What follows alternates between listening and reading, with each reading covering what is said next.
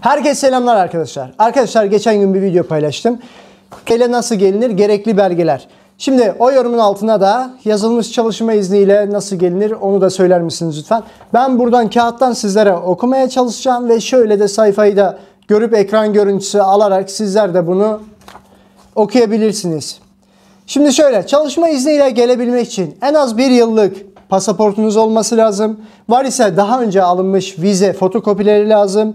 Yabancı vatandaşın Türkiye'ye girişinden itibaren oturma izni, çalışma izni onaylanıp vergisi ödendikten sonra zaten oturma izni yerine geçtiği için bu da sorun değil. Çalışma izniyle gelebiliyorsun. 2 adet biyometrik fotoğraf, Türkiye için geçerli seyahat ve sağlık sigortası Covid-19 destekli olmak zorunda arkadaşlar. Bunu da dikkate alın lütfen.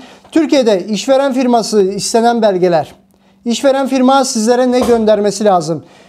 İş sözleşmesi, Çalışma Bakanlığı tasdikli olmalıdır. İş sözleşmesi, iş yeri kayıt belgesi, vergi sertifikası yani vergi levhası ve ticari sicil gazetesi. Sonra son 3 aylık banka hesap dökümü QR kodlu olmalıdır. Bu sizden istenenler. Eğer kişi çalışan ise çalıştığı yerden alınacak görev, gerçi bunlara gerek olmayacak çünkü çalışmaya geliyorsun buraya. Başvuru sahibi işveren olması durumunda şirket kuruluşu evrakları ve varsa ticaret oda kaydı. Bunu geçenler turistik için de söylemiştim. Bunda da söylüyorlar işveren veya çalışan ise çalışma. Bunu da söyleyeyim de 8. Eğer kişi çalışan ise çalıştığı yerden alınacak görevi, maaşı detaylı ve çalışma süresi yazılı, imzalı ve kaşeli orijinal teyit yazısı ile şirket faaliyet belgesi. Bu ne için geçerlidir? Siz orada çalışıyorsunuzdur bir yerde. Buraya iş bağlantısıyla geliyorsunuzdur. Burada yapılacak işler var. Bunlar yani çok kişi kullanmayacağı şeyler. O yüzden hızlı geçtim bunu. Başvuru sahibinin emekli olması durumunda. Yani emekli ise yine çalışmaya gelinmeyecek. Bunda hızlı geçiyorum. Başvuru sahibinin öğrenci olması durumunda öğrenci olduğunu kanıtlayan öğrenci belgesi. Bu da isteniyor.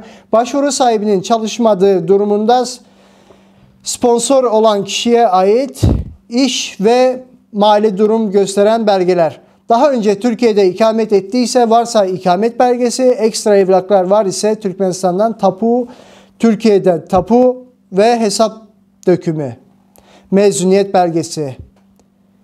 Bir de vize ücreti Getaway diyor. Getaway de sizin oradaki danışmanlık hizmeti. Ben bu sayfaları hepsini oradan aldım ve sizlere göstermeye çalışıyorum buradan. Hepsini sizlere tek tek okumaya çalışacağım. Şu anda Getaway sayfası çalışmıyordu dün. Bugün ne olduğunu bilmiyorum. Eğer sizler de bu belgelere ulaşmak isterseniz yorum olarak yazarsınız ya da ki kanala abone olun. Ben hepsini tek tek paylaşmaya çalışıyorum bunların. Sizler de bilgi edinin ve bu videoyu arkadaşlarınızla paylaşın ki herkesin bilgisi olsun. Gelmek isteyenler neler lazım, ne ihtiyaçları var. Kendi başlarına hazırlayıp hazır tutabilsinler.